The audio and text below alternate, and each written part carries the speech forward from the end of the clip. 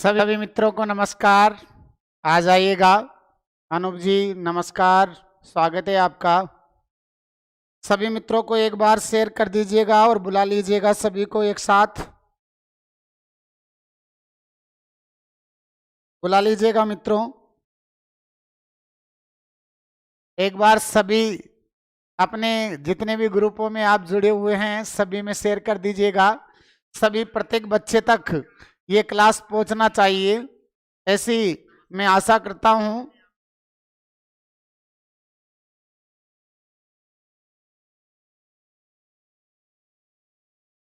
बुला लीजिएगा, अपने अपने ग्रुपों में भेज दीजिएगा साथियों।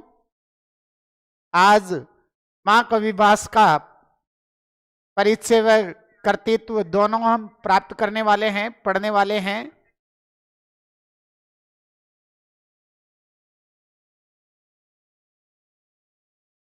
बुलाइएगा मित्रों।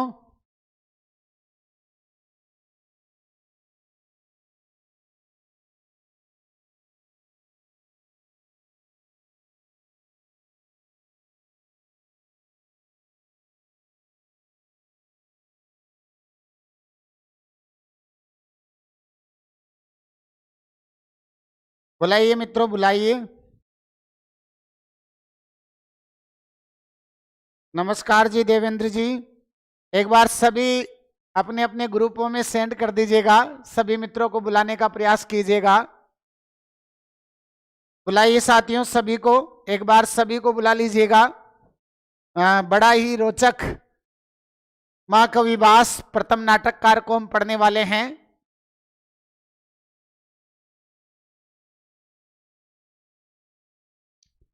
आज शहीद दिवस है। हाँ बिल्कुल जी अनंत जी।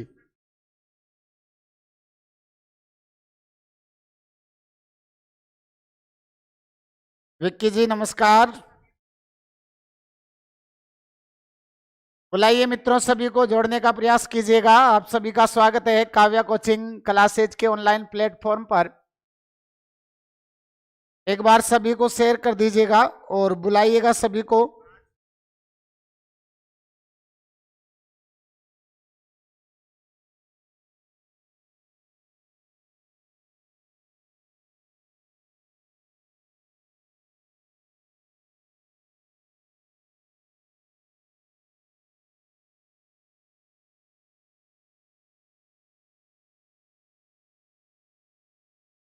बुलाइए मित्रों सभी को। एक बार जितने भी ग्रुपों में आप जुड़े हुए हैं सभी ग्रुपों में भेजिएगा।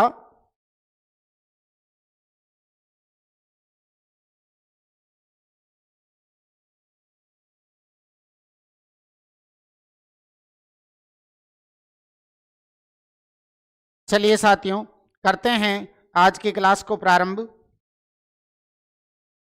आ जाइएगा मित्रों और प्रारंभ करते हैं। गोपाल जी नमस्कार। जगत जी नमस्कार। बिल्कुल बिल्कुल, आज बास बाबा की जय करने वाले हैं अपन।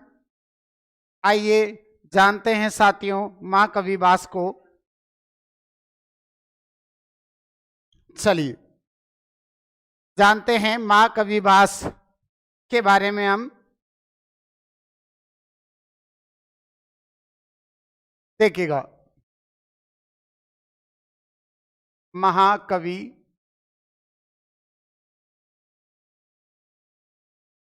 भास, महाकवि भास यानी भास का, महाकवि भास के बारे में हम आज संपूर्ण जानकारी प्राप्त करने वाले हैं।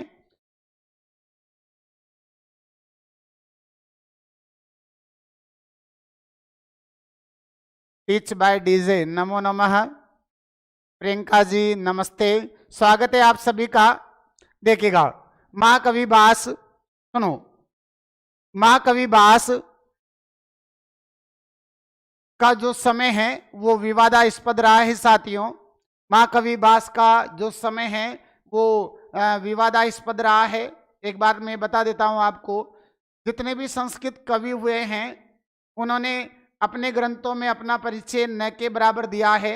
उनमें से एक माँ कवि भास भी हैं, जिनका परिचय यूं कह सकते हैं हम प्रमाण तथ्य के आधार पर इनका जीवन परिचय हमें प्राप्त नहीं होता। लेकिन महाकवि कालिदास की एक रचना है मालविका अग्निमित्रम, और उस मालविका अग्निमित्रम में महाकवि भास का उल्लेख कालिदास करते हैं। प्रतितम यशसाम, प्रतिताम यशसाम शब्द के माध्यम से, यानी प्रसिद्ध यश वाले भास को वो स्वीकार करते हैं। भास, सौमिल इत्यादि नाटककारों का वो उल्लेख करते हैं कालिदास जी। इससे ये सिद्ध हो जाता है कि जो भास कवि हैं वो कालिदास के पूर्ववर्ती हैं, कालिदास से पहले हुए हैं। और कालिदास का जो समय है साथियों, दो समय कालिदास के प्रसिद्ध रहे हैं, एक तो प्रथम ईसा पूर्व और दूसरा चतुर्थ शताब्दी। लेकिन जो ज्यादा प्रसिद्ध रहा है वो प्रथम ईसा पूर्व रहा, अर्थात प्रथम ईसा पूर्व से पहले भास को माना जाए तो भास का जो समय है यानी स्थिति काल, भास की जो स्थिति काल माना जाए तो स्थिति काल में भास का जो समय है वो माना जा सकता है साथियों 300 ईसा पूर्व से 200 ईसा पूर्व, इनका समय ज्यादा मानना उचित होगा साथियों। किनका? भास का जो समय है वो क्या माना जाएगा? 300 ईसा पूर्व से 200 ईसा पूर्व इनका समय स्वीकार किया जाता है साथियों। आइए जानते हैं महाकवि भास के बारे में। जितने भी रोचक तथ्य हैं, जितने भी प्रश्नव्य तथ्य हैं, परीक्षा में अधिकतर जो बातें पूछी जाती है उन सभी बातों पर हम विस्तार पूर्वक आज चर्चा करने वाले हैं साथियों। इनका जो समय है वो समय क्या माना जाएगा? 300 ईसा पूर्व से 200 ईसा पूर्व इनका साथियों क्या माना जाता है? समय माना जाता है। किनका? महाकवि भास का। महाकवि भास का जो समय है वो 300 ईसा पूर्व से 200 ईसा पूर्व इनका समय माना जाता है। सुनिएगा, इनका जो निवास है, इनका निवासी मतलब इनको निवासी, इन्हें दक्षिण भारत का निवासी माना जाता है साथियों। कहाँ का? दक्षिण भारत का इनको निवासी माना जाता है। लेकिन ये भी प्रमाणिक तथ्य नहीं है, इनके बारे में ऐसा कोई प्रमाण हमें उपलब्ध नहीं होता है, लेकिन फिर भी इनको दक्षिण भारत का निवासी माना जाता है। और इनका जो वंश है उस वंश का नाम भास था, और इनके वंश का यानी जो इनके वंश है, इनके वंश का नाम हमें भास मिलता है। किसका नाम? वंश का। मैं लिख देता हूं यहाँ। इनका जो वंश है, इनका जो वंश है उस वंश का नाम है भास। इसी के आधार पर, वंश के आधार पर ही इनका जो नाम है वो नामकरण किया गया है। क्या किया गया है? भास किया गया है। क्या किया गया है? भास किया गया है। जो इनके वंश है भास और अपभ्रंश में इनका नाम क्या पड़ा है? भास पड़ा है। ये वैष्णव धर्म के अनुयायी थे। मतलब इन्होंने ये कौन से धर्म के अनुयायी थे? तो अनुयायी कौन से धर्म के? अनुयायी ये कौन से धर्म के? यानी धर्म के अनुयायी। तो ये कौन से धर्म के अनुयायी थे? याद रखना, ये वैष्णव धर्म के अनुयायी थे। वैष्णव धर्म यानी ये वैष्णव धर्म से संबंधित थे। कौन? महाकवि भास। यानी वैष्णव धर्म के ये थे। कौन? महाकवि भास। और इनके आश्रयदाता, मतलब ये किस राजा के सानिध्य में रह करके इन्होंने अपना जो है जीवन व्यतीत किया है और अपना कर्तृत्व लिखा है। तो इनके जो आश्रयदाता हैं वो आश्रयदाता के रूप में उदयन को स्वीकार किया गया है। राजा उदयन के इनके आश्रयदाता हुआ करते थे। किनके? महाकवि भास के जो आश्रयदाता थे वो कौन थे? उदयन थे, जो कि कौशाम्बी जनपद के राजा हुआ करते थे। किसके? कौशाम्बी जनपद के ये राजा हुआ करते थे। मतलब इनका जो जनपद था, जनपद तो वत्स था, और वत्स की जो राजधानी थी वो क्या थी? कौशाम्बी थी। मतलब इनके जो जनपद था, उदयन का जो जनपद था वो क्या था? वत्स था, और वत्स की जो राजधानी थी वो क्या है? कौशाम्बी है। अर्थात ये कौशाम्बी में राज्य करते थे। कौन? उदयन। और उदयन के जो सानिध्य में जो कवि था वो कवि कौन था? महाकवि भास था साथियों। कौन था? महाकवि भास। आगे जानते हैं साथियों महाकवि भास के बारे में और भी तथ्य। एक बार आप इसका स्क्रीनशॉट ले लीजिएगा। सुनो, कहते हैं साथियों इनका जो जन्म था, मतलब ये जाति से धोबी जाति के माने जाते हैं, इसलिए इनका एक नाम हमें धावक भी मिलता है, जिसे हम इनका अपर नाम भी कह सकते हैं या इनकी उपाधि भी कह सकते हैं। क्या कह सकते हैं? उपाधि। मतलब ये धोबी जाति में उत्पन्न हुए थे, इसलिए इनको उपाधि दे दी गई। क्या दे दी गई? धावक। मतलब इनको धावक भी कहा जाता है। किनको? महाकवि भास को, क्योंकि ये धोबी जाति में उत्पन्न हुए थे और धोबी जाति में उत्पन्न होने के कारण इनको क्या कहा जाने लगा? धावक। अर्थात इनकी उपाधि हम कह सकते हैं या इनका अपर नाम भी हम कह सकते हैं। क्या कह सकते हैं? धावक या धावक इनको कहा जा सकता है। किनको? महाकवि भास को। महाकवि भास की प्रसिद्धियां या उपलब्धियां हम जाने तो, यदि भास की महाकवि भास महाकवि भास की महाकवि भास की प्रशस्तियां महाकवि भास की प्रशस्तियां महाकवि भास की प्रशस्तियां, मतलब कौन कौन सी इनकी प्रसिद्धियां रही है, किन किन्होंने इनको इनके बारे में बताया है। सुनिएगा।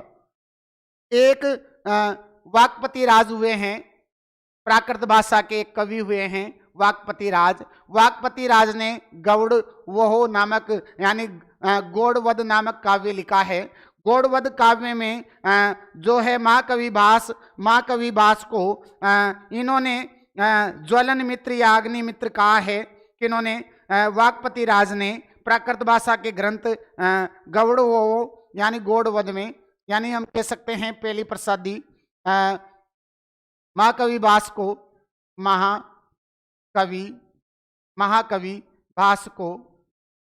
महाकवि भास को किसको साथियों? महाकवि भास को वाक्पति राज ने, किसने? वाक्पति राज ने प्राकृत भाषा के ग्रंथ गढ़वो यानी गौड़वध में महाकवि भास को वाक्पति राज ने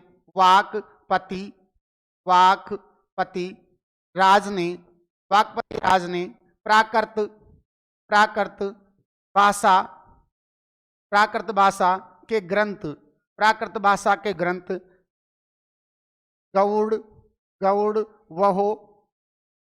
गौड़ वहो यानी जिसे हम कह सकते हैं गौड़वधम। इस ग्रंथ में महाकवि भास को वाक्पति राज ने प्राकृत भाषा के ग्रंथ गौड़वो में ज्वलन मित्र का है, या ज्वलन मित्र या अग्निमित्र का है। ज्वलन मित्र या अग्निमित्र का है।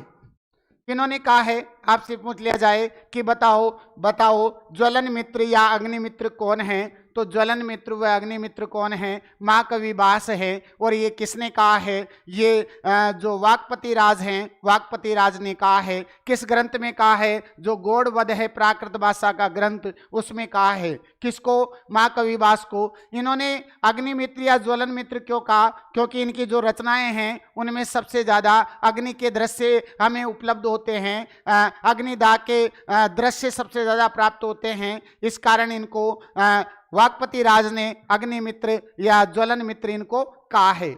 आगे दूसरी प्रसिद्धि इनके बारे में जानते हैं साथियों। दूसरी जो प्रसिद्धि है साथियों, इनके बारे में जो दूसरी प्रसिद्धि है, जयदेव ने प्रसन्न राघवम लिखा है और प्रसन्न राघवम में इन्होंने कविता कामनी का हास कहा है। क्या कहा है? कविता कामनी का हास। किन्होंने? जयदेव ने, यानी जयदेव ने। किन्होंने? जयदेव ने। क्या लिखा है? प्रसन्न राघवम। और प्रसन्न राघवम में किसमें? प्रसन्न राघवम में जो महाकवि भास हैं, महाकवि भास को क्या कहा है?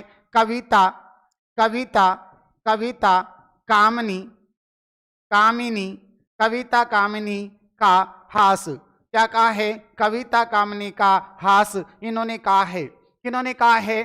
जयदेव ने किसमें कहा है? प्रसन्न राघवम में क्या कहा है? कविता कामनी का हास।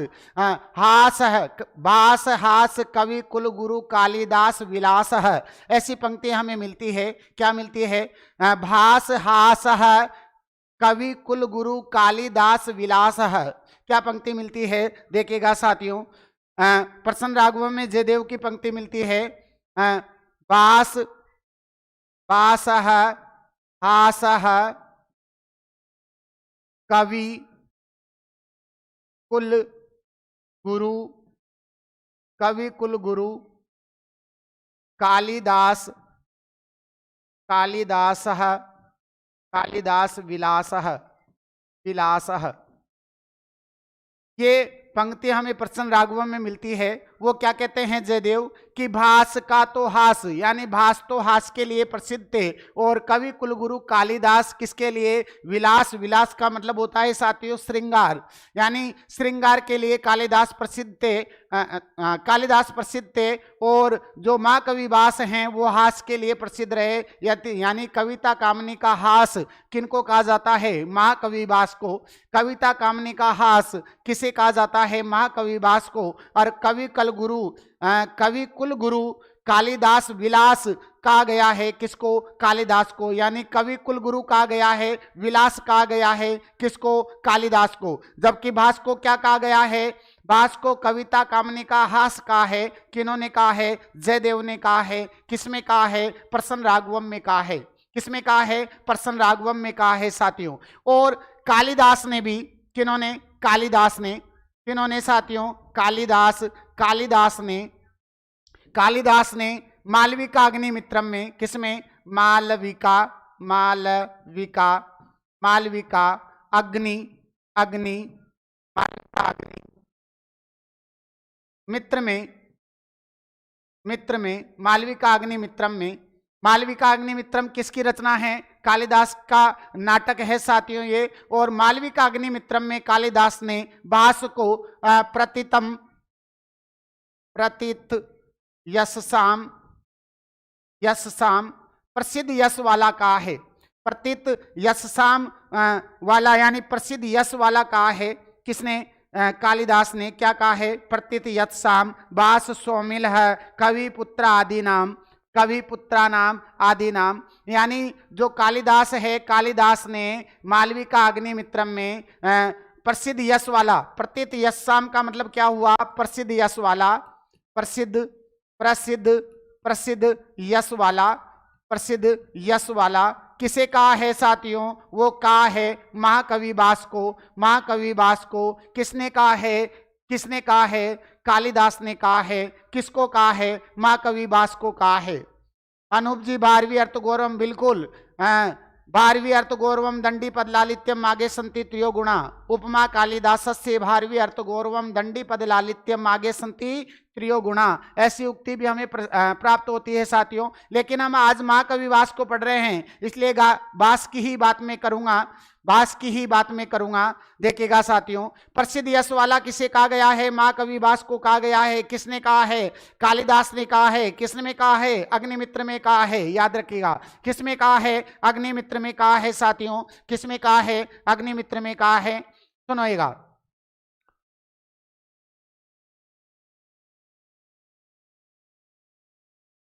ये तीसरी बात हमें प्राप्त हुई। और चौथी बात याद रखिएगा साथियों, एक महाकवि बाणभट्ट हुए हैं। कौन हुए हैं? बाणभट्ट। और बाणभट्ट ने, किन्होंने? महाकवि बाणभट्ट ने, यानी बाणभट्ट, महाकवि बाणभट्ट ने, किन्होंने? महाकवि बाणभट्ट ने कालिदास के जो नाटक हैं, भास के जो नाटक हैं, भास के नाटकों को, किनके नाटकों को साथियों? भास के नाटकों को देव तुल्य यानी देव मंदिर तुल्य, देव मंदिर तुल्य कहा है। क्या कहा है? सुन लीजिएगा, बाणभट्ट ने भास के नाटकों को क्या कहा है? देव मंदिर तुल्य कहा है। देव मंदिर तुल्य का है, किन्होंने कहा है बाण बटने का है, किन्होंने कहा है बाण बटने का है, किनको कहा है भास के नाटकों को कहा है साथियों। एक बार स्क्रीनशॉट ले लीजिएगा, आगे बढ़ता हूं साथियों। चलिए, ये तो भास की प्रसिद्धियों के बारे में हमने बातें की, 4 प्रसिद्धियां ज्यादा प्रसिद्ध रही है, इसके अलावा अन्य प्रसिद्धियां भी भास की रही है, लेकिन ये चारों प्रसिद्धियां साथियों ज्यादा रही है। अब सुनिएगा, जो महाकवि भास हैं, महाकवि भास ये एक प्रसिद्ध नाटककार हैं, प्रथम नाटककार के रूप में इनको स्वीकार किया जाता है। किनको? महाकवि भास को। ये संस्कृत साहित्य के प्रथम नाटककार के रूप में इनको जाना जाता है। किनको? महाकवि भास को, यानी संस्कृत साहित्य के प्रथम नाटककार, प्रथम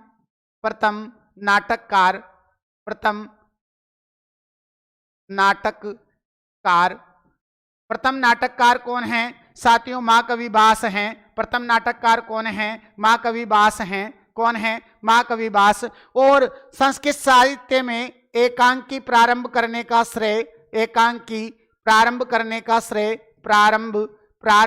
करने का श्रेय भी किनको दिया जाता है? श्रेय भी साथियों किनको दिया जाता है? भास को ही दिया जाता है। यानी एकांकी प्रारंभ करने का श्रेय भी भास को ही दिया जाता है। किनको? भास को। जिसमें हो एक अंक उसे कहा जाता है साथियों एकांकी, और एकांकी प्रारंभ करने का श्रेय भी किनको दिया जाता है? महाकवि भास को ही दिया जाता है। किनको दिया जाता है? महाकवि भास को। सुनिएगा साथियों, महाकवि एक नाटककार के रूप में महाकवि भास जो हैं वो एक नाटककार के रूप में प्रसिद्ध रहे हैं। लेकिन साथियों, ये बड़ी विडंबना की बात थी कि 2009 से पहले ये नाटककार के रूप में प्रसिद्ध तो थे, लेकिन इनकी कोई भी रचना हमारे पास उपलब्ध नहीं थी। इनकी इतने प्रसिद्ध नाटककार की कोई रचना हमारे पास उपलब्ध नहीं थी। कहां तक? 2009 से पहले तक। यानी यद्यपि ये नाटककार के रूप में प्रसिद्ध थे, 7 अंक एकांकी है नहीं है। एकांकी महाकवि भास के 5 एकांकी हैं। अनूप जी 5 एकांकी हैं। अभी बात करूंगा मैं सबकी, 7 एकांकी नहीं है। महाकवि भास के कितने एकांकी हैं? 5 एकांकी हैं। अभी बात करेंगे अपन सबकी, क्रमशः आप मेरी बातों को ध्यान से सुनिएगा। मैं आपसे वादा कर रहा हूं कि एक भी बात आपके एग्जाम में इससे बाहर नहीं जाने वाली है, जितना मैं आपको बताने वाला हूं। सुनिएगा, 2009 से पहले तक महाकवि जो भास हैं वो नाटककार के रूप में प्रसिद्ध तो थे, लेकिन उनकी कोई रचना हमारे पास उपलब्ध नहीं थी। सुनो साथियों, 2009 में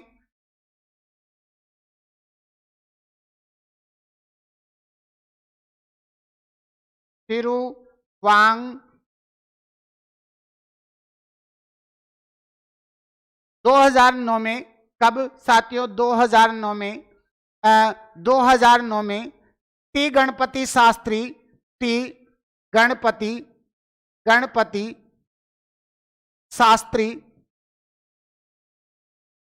कौन साथियों? टी गणपति शास्त्री। टी गणपति शास्त्री का पूरा नाम है तरु गणपति शास्त्री। टी का मतलब क्या है? तरु। तरु गणपति शास्त्री को मलयालम लिपि में ताम्र पत्रों पर 13 रचनाएं प्राप्त हुई। कितनी रचनाएं? 13। किस लिपि में? मलयालम लिपि में। किस लिपि में साथियों? मलयालम लिपि में। किस लिपि में? मलयालम। यद्यपि भाषा तो साथियों संस्कृत थी, लेकिन लिपि क्या थी? केरल। क्योंकि ये जो टी गणपति शास्त्री थे वो केरल के निवासी थे। केरल में तिरुवांकुरपुरम के निवासी थे, त्रिवेंद्र के निवासी थे। कौन? टी गणपति शास्त्री। कौन? टी गणपति शास्त्री। और जो इनकी भाषा थी वो भाषा तो कौन सी थी साथियों? संस्कृत थी, लेकिन जो लिपि थी वो लिपि कौन सी थी? मलयालम लिपि में इनको ताम्र पत्रों पर, भोजपत्रों पर इनको 13 रचनाएं प्राप्त हुई। किनको? टी गणपति शास्त्री को। किनको साथियों? टी गणपति शास्त्री को। कहां पर? मलयालम लिपि में इनको ये रचनाएं प्राप्त हुई है साथियों। किस लिपि में? मलयालम लिपि में इनको ये प्राप्त हुई है।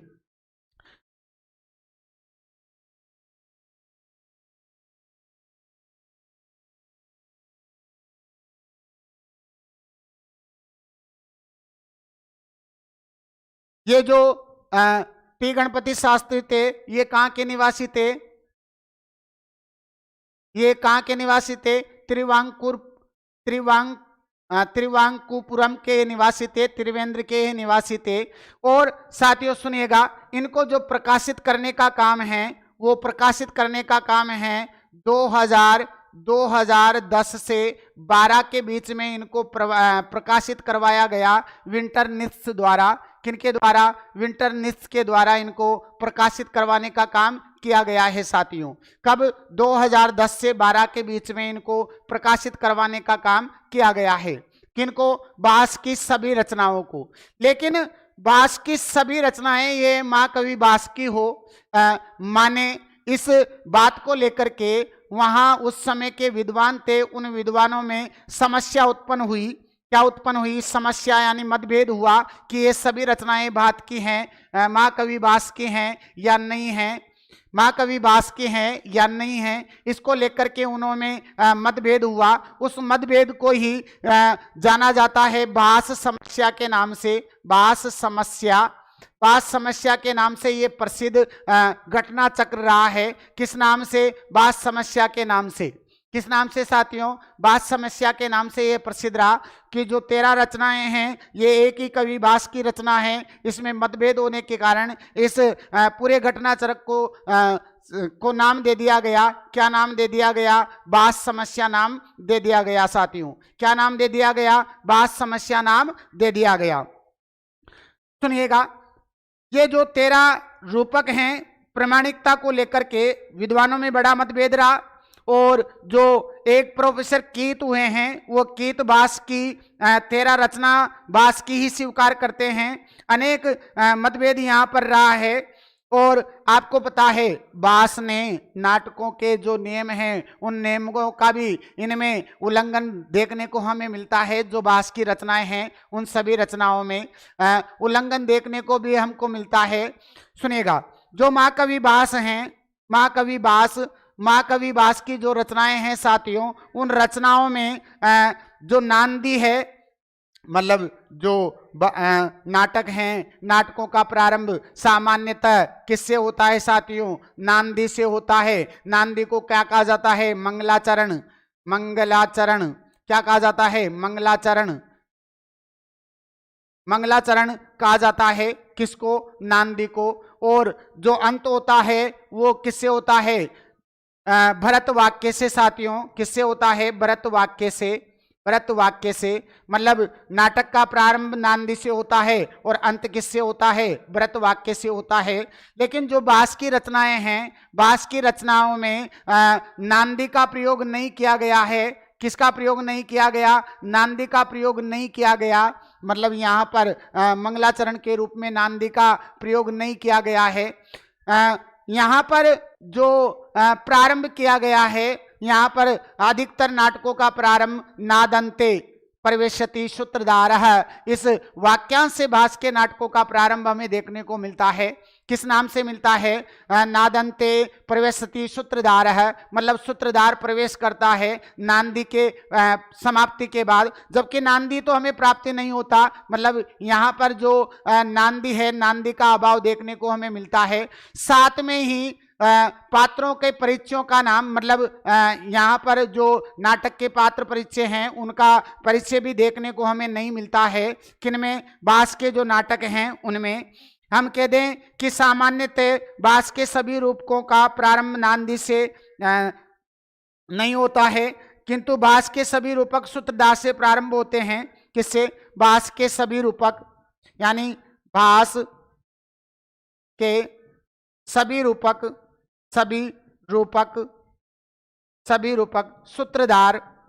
सूत्रधार से प्रारंभ होते हैं।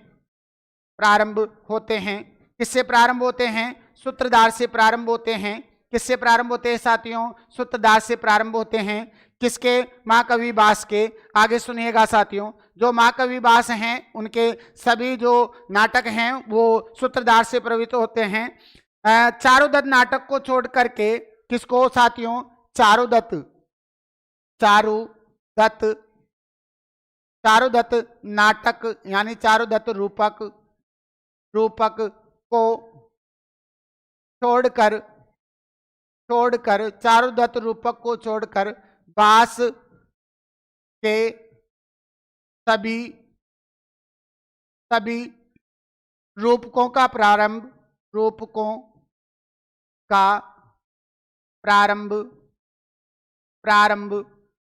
चारुदत्त को छोड़कर के सभी रूपकों का प्रारंभ नादन्ते तत्प्रवश्यति सूत्रधारः नादन्ते तत्प्रवश्यति ततः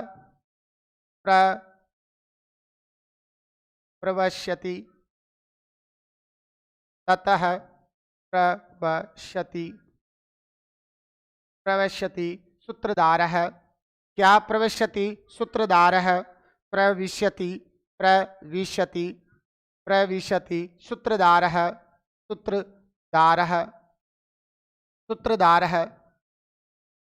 सूत्रधारः नामक वाक्यांश से प्रारंभ होते हैं। किससे प्रारंभ होते हैं साथियों? सुन लीजिएगा वापस।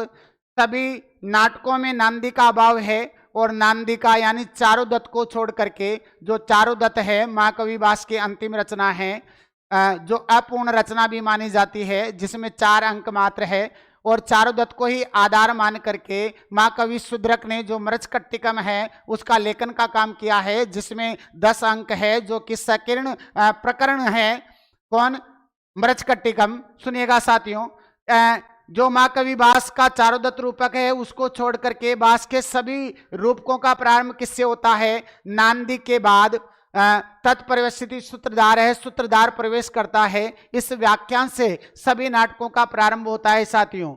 रूपक के 10 भेद, उपरूपक के 18 भेद बिल्कुल होते हैं अनूप जी, सभी की बात करेंगे अपन, चिंता मास्तु।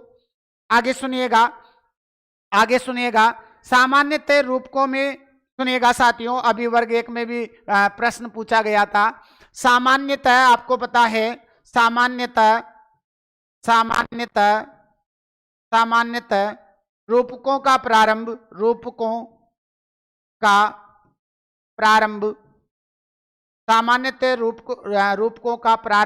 प्रस्तावना से होता है। किनसे होता है साथियों? प्रस्तावना से होता है, आमुख से होता है। किनका?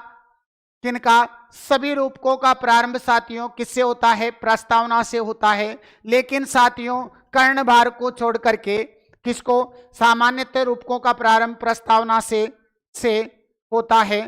किससे होता है साथियों? प्रस्तावना से होता है। किनसे होता है? प्रस्तावना से होता है। किंतु भास के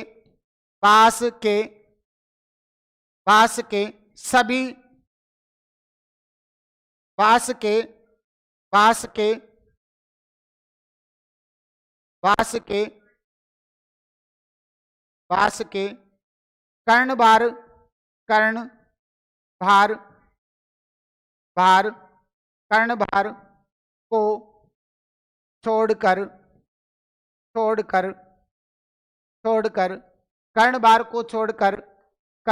को छोड़कर सुनिएगा, कर्णभार को छोड़कर सभी रूपकों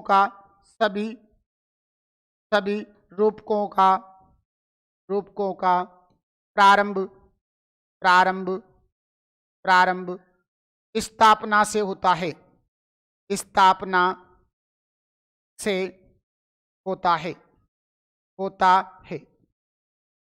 किससे होता है साथियों? स्थापना से होता है। सुनिएगा, अभी वर्ग 1 में प्रश्न पूछा गया था साथियों। ये क्या पूछा था कि महाकवि भास के नाटकों में प्रस्तावना शब्द का प्रयोग किसमें किया गया है? मतलब प्रस्तावना शब्द का प्रयोग किसमें किया गया है? तो सुनिएगा, जितने भी महाकवि भास के रूपक हैं, सभी रूपकों का प्रारंभ किससे होता है साथियों? याद रखना, सभी रूपकों का प्रारंभ स्थापना से होता है।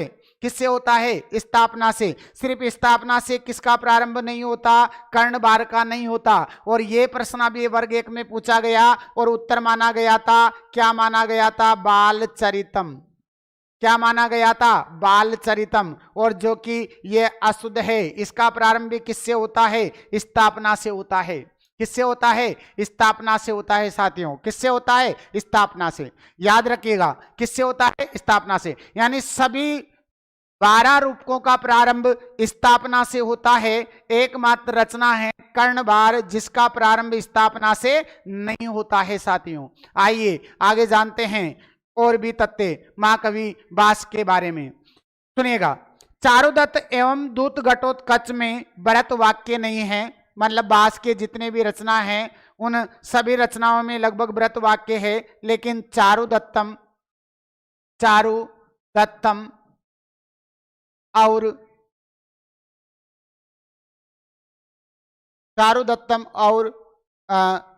दूत घटोत्कचम में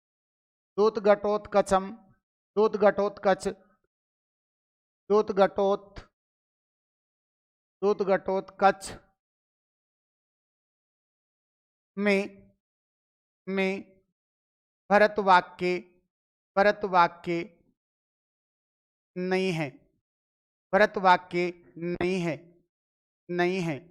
स्टार लगा लीजिएगा साथियों, स्टार लगा लीजिएगा इस बात को। वर्ग 2 वाले, अभी जो आपकी पात्रता परीक्षा है पूरी संभावना रहेगी इस बात को पूछने की। इस बात को पूछने की पूरी संभावना रहेगी। बताओ भास के किन रूपकों में भरत वाक्य नहीं है? चारुदत्त और दूत घटोत्कच में। चारुदत्त तो मैंने जैसा कि आपको बताया है ये महाकवि बास की अपूर्ण रचना है। और भरत वाक्य कहाँ होता है? लास्ट में होता है। कहाँ होता है? लास्ट में। जबकि ये जो चारुदत्तम है ये अपूर्ण रचना है और ये अधूरी रचना भास की रह गई है, जिसका कारण कहते हैं कि भास की मृत्यु हो गई थी, इसलिए ये अपूर्ण रचना रह गई। कौन सी? चारुदत्तम। यानी इन दोनों रचनाओं में जो है भरत वाक्य का प्रयोग साथियों देखने को नहीं मिलता है। सुनिएगा, इन भास के सभी रचनाओं में जो है प्रोचना भास के सभी रूपकों में प्रोचना का भी अभाव मिलता है। प्रोचना का भी क्या है? अभाव है। किसका अभाव है? प्रोचना का भी अभाव है। किसके? बास के जो सभी रूपक हैं उनमें किसका भी अभाव है? प्रोचना का भी अभाव है। प्रोचना क्या होता है गुरुजी ये भी तो बता दो। कि प्रस्तावना में नाटक व कवि का नाम नहीं बताना। किसमें? प्रस्तावना में कवि का नाम व नाटक का नाम नहीं बताना क्या होता है? प्रोरचना होता है। अर्थात बास के सभी रूपकों में कवि का नाम भी नहीं बताया गया और नाटक का नाम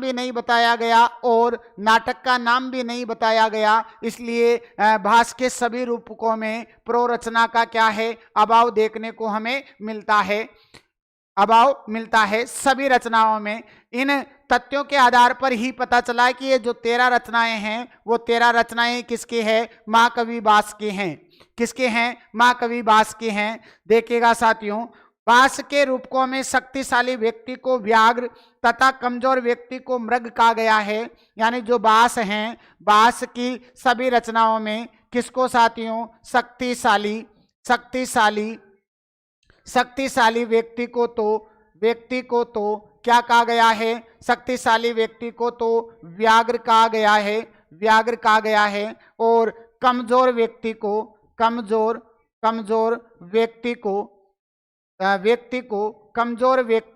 क्या कहा गया है? मृग कहा गया है। क्या कहा गया है? मृग कहा गया है। इसमें बास के सभी रूपकों में लगभग जो शक्तिशाली व्यक्ति है, शक्तिशाली व्यक्ति को क्या कहा गया है? व्याघ्र कहा गया है। और कमजोर व्यक्ति को क्या कहा गया है साथियों? मृग कहा गया है। क्या कहा गया है? मृग कहा गया है। किसने? महाकवि बास की सभी रचनाओं में। और एक दो बातें और कॉमन मिलती है जो महाकवि बास हैं। इन महाकवि बास की जो रचनाएं हैं उन सभी रचनाओं में एक तो कंचुकी, कौन साथियों? कंचुकी। महाकवि भास की सभी रचनाओं में कंचुकी, कंचुकी का नाम और एक है प्रतिहारी, प्रतिहारी, प्रतिहारी, इन दोनों के नाम भी कॉमन हमें प्राप्त होते हैं। किन दोनों के? कंचुकी और प्रतिहारी के नाम। कंचुकी का नाम बादरायण और प्रतिहारी का नाम विजया, सभी में हमें मिलता है। कंचुकी का नाम क्या मिलता है? बादरायण। कंचुके का नाम बादरायण मिलता है और प्रत्याहारी का नाम सभी में क्या मिलता है? विजया हमें मिलता है। ये बात भी कॉमन है सभी रूपकों में। इससे ये पता चलता है कि जो 13 रचनाएं हैं साथियों, ये 13 रचनाएं किसकी है? भास की हैं। किसकी हैं? भास की। क्योंकि भास के सभी रूपकों में सामान्यतः कंचुकी कौन है? कंचुकी कौन है? बादरायण है। और प्रतिहारी का नाम सामान्यतः क्या मिलता है? विजया हमें मिलता है साथियों। क्या मिलता है? विजया हमें मिलता है। और भी सुनिएगा, जो भास हैं, भास के जो रूपक हैं उनमें मुद्रा अलंकार का प्रयोग किया गया है। किसमें? भास के रूपकों में, भास के रूपकों में, भास के रूपकों में, रूपकों में मुद्रा अलंकार, मुद्रा अलंकार, मुद्रा अलंकार का प्रयोग मिलता है। प्रयोग, प्रयोग देखने को मिलता है, देखने को मिलता है, देखने को मिलता है। भास के जो रूपक है उनमें मुद्रा अलंकार का प्रयोग मिलता है। किसका प्रयोग मिलता है साथियों? मुद्रा अलंकार का प्रयोग मिलता है। भास के जो रूपक हैं उनमें मुद्रा अलंकार मिलता है।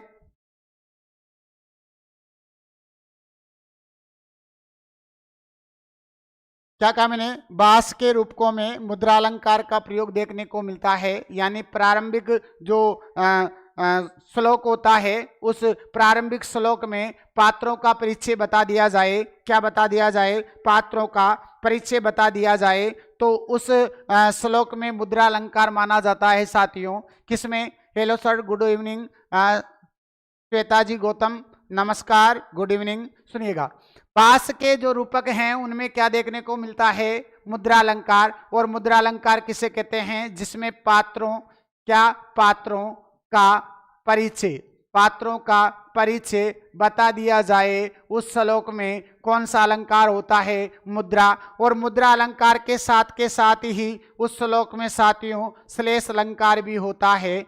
कौन सा अलंकार होता है? श्लेष अलंकार भी होता है, ध्यान रखिएगा। भास के 5 रूपकों में, कितने रूपकों में? 5 रूपकों में। कितने रूपकों में? 5 रूपकों में किसका प्रयोग किया गया? मुद्रा अलंकार का प्रयोग किया गया है साथियों। कितने रूपकों में? 5 रूपकों में मुद्रा अलंकार का प्रयोग किया गया है। कितने रूपकों में? 5 रूपकों में। वो कौन कौन से हैं सर? एक बार बता दीजिएगा, एक बार बता दीजिएगा। देखिएगा, स्वप्नवास दत्तम, प्रतिज्ञा योगंधारायण, स्वप्नवास दत्तम, प्रतिज्ञा योगंधारायण, उरुभंगम, पंचरात्रम, पंचरात्रम, उरुभंगम, पंचरात्रम, और एक रचना है प्रतिमा नाटक। इनमें भास ने मुद्रा अलंकार का प्रयोग किया है। भास ने दुख के लिए, किसने? महाकवि भास ने दुख को अभिव्यक्त करने के लिए,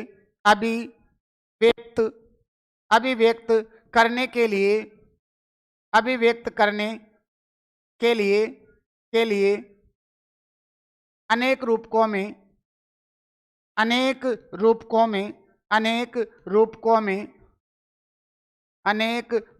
में अकरुणा खलु ईश्वरा, अकरुणा खलु ईश्वरा, खलु ईश्वरा, अकरुणा खलु ईश्वरा वाक्यांश का प्रयोग किया है। किन्होंने? महाकवि भास ने। मतलब महाकवि भास ने दुख को अभिव्यक्त करने के लिए अधिकतर जो रूपक हैं उनमें इस वाक्यांश का प्रयोग किया है। क्या? अकरुणा खलु ईश्वराः। किस वाक्यांश का? अकरुणा खलु ईश्वराः, इस वाक्यांश का साथियों प्रयोग किया है। स्क्रीनशॉट आप ले लीजिएगा। आगे चलते हैं साथियों, और कुछ बातें और जानते हैं।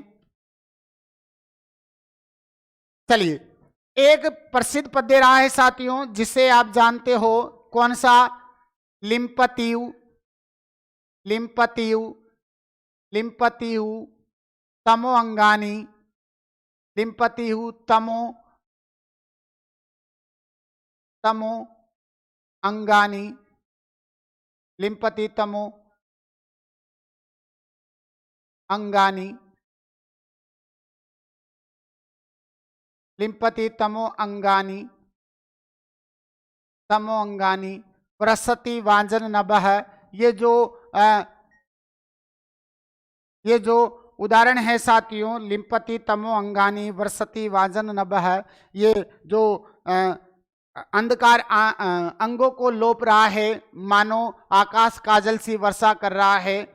जो प्रसिद्ध उदाहरण है उत्प्रेक्षा अलंकार का, संभावना मतो उत्प्रेक्षा, उत्प्रेक्षा अलंकार का कौन सा? लिम्पति तमो अंगानी, मानो अंधकार अंगों को लोप रहा है। इस प्रसिद्ध उदाहरण का प्रयोग महाकवि भास ने दो रूपकों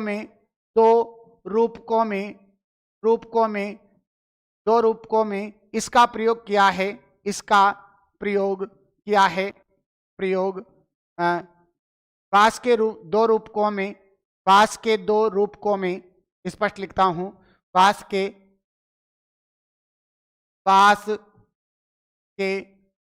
दो रूपकों में इस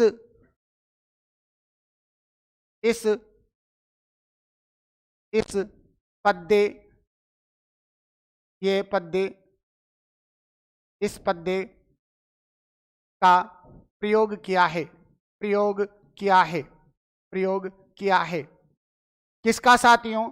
लिम्पति तमो अंगानी वर्षति वांजन नभः असत्पुरुषस्य दृष्टिर इव, ये जो प्रसिद्ध पद्य रहा है उत्प्रेक्षा अलंकार का साथियों, इसका भास ने दो रचनाओं में प्रयोग किया है। कौन कौन सी दो रचनाएं हैं? याद रखिएगा साथियों, एक तो है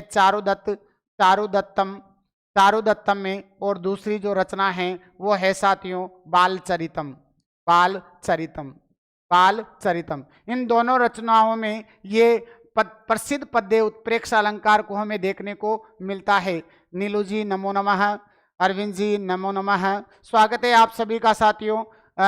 एक बार मैं आप सभी लोगों से आग्रह करूंगा कि एक बार आप सभी क्लास को लाइक कर दो साथियों, और लाइक कर करके अपने अपने साथियों को भेजने का भी कष्ट कर दीजिएगा। एक बार सभी लाइक भी कर दीजिएगा, और सभी अपने जितने भी ग्रुप हैं उनमें इनको भेजने का भी कष्ट आप कर दीजिएगा साथियों, ऐसी मैं आशा करता हूं। चलिए चलते हैं साथियों, आगे बढ़ते हैं और कुछ बातें और जानते हैं महाकवि भास की। सुनिएगा, इसके अलावा एक बात और महत्वपूर्ण आती है, प्रतिज्ञा योगंधारायण,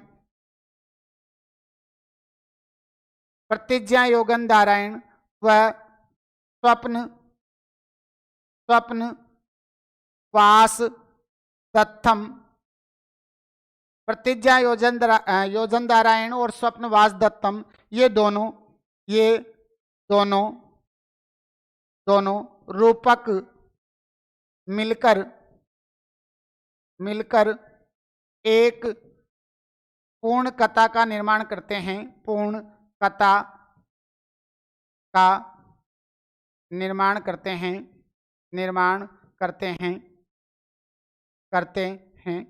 मतलब यूं कह दूं कि ये मूवी के दो पार्ट हैं। जैसे आपने देखा हो बाहुबली, फिर बाहुबली 2, वैसे ही ये जो योगंधारायण है ये फर्स्ट भाग है, और स्वप्नवास दत्तम ये सेकंड भाग है। इन दोनों को मिलाने पर ही एक पूर्ण कथा जो है हमारे सामने देखने को मिलती है।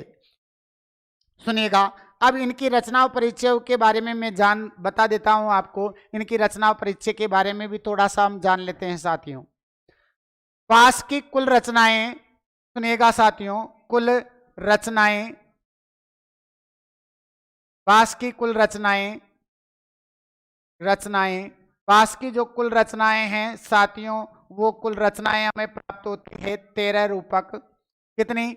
13 क्या हैं? रूपक हैं। रूपक 13 रूपक हमें प्राप्त होते हैं। कितने होते हैं साथियों? 13 रूपक महाकवि भास के हमें प्राप्त होते हैं। कितने रूपक होते हैं? 13 रूपक हमें प्राप्त होते हैं।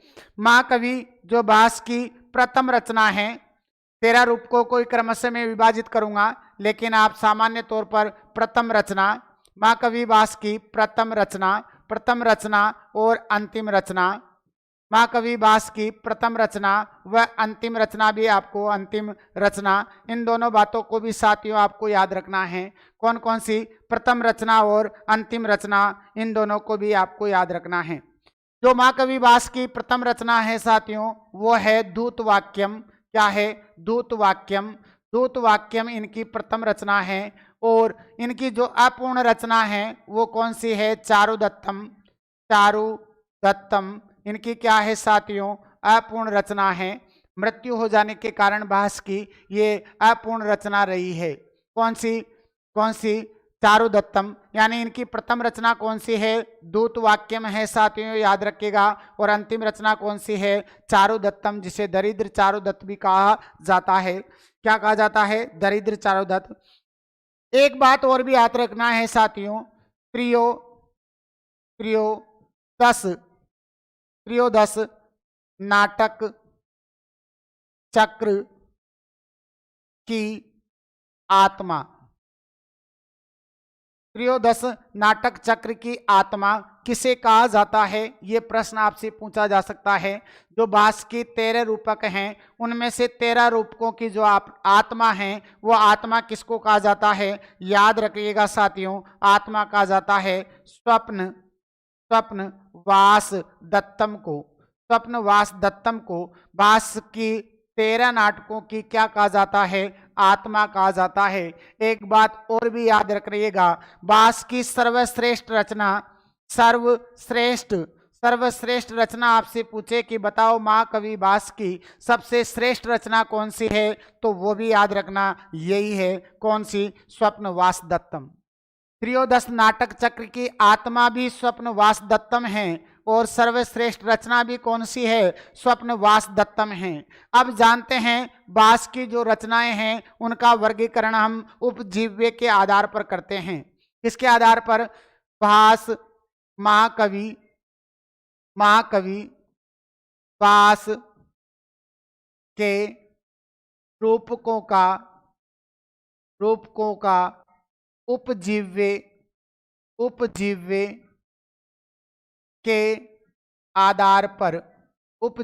के आधार पर वर्गीकरण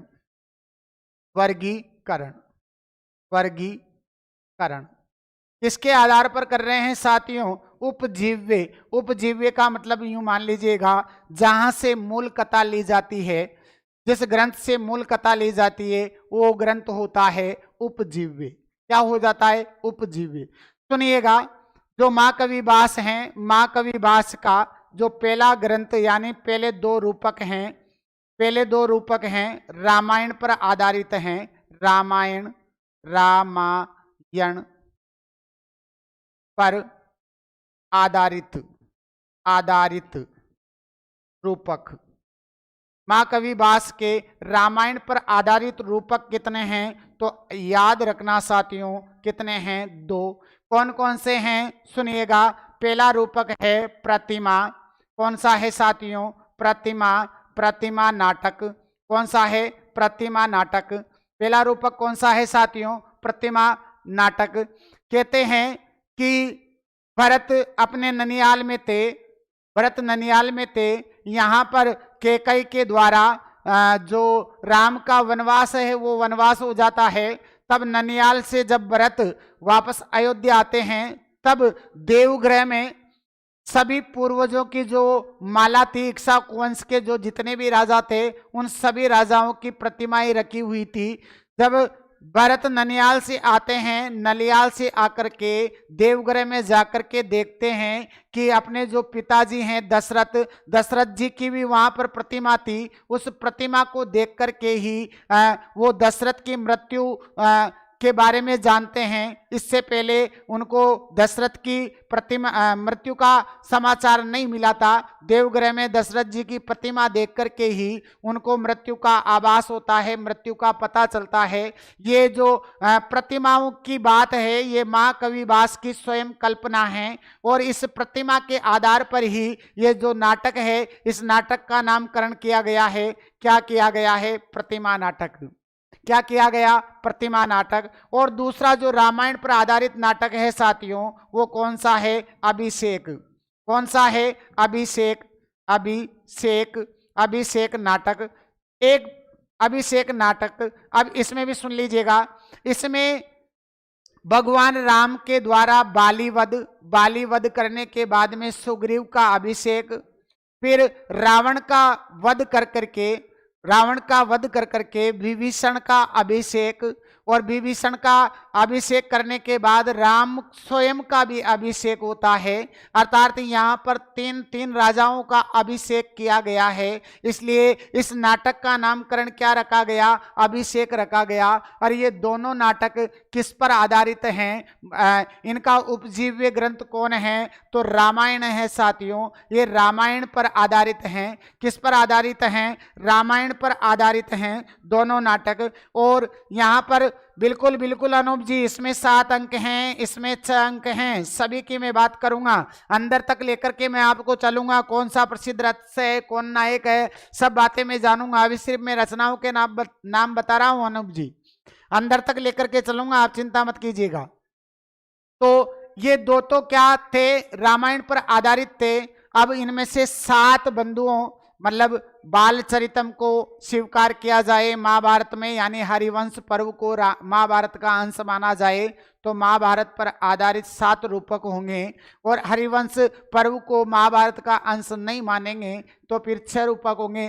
क्योंकि आपको पता है महाभारत में आपको मैंने बताया है कि जो महाभारत के संस्करण हैं उनमें से किसी संस्करण में हरिवंश पर्व को शामिल नहीं किया जाता। उसके आधार पर इन तथ्यों को हम जानेंगे।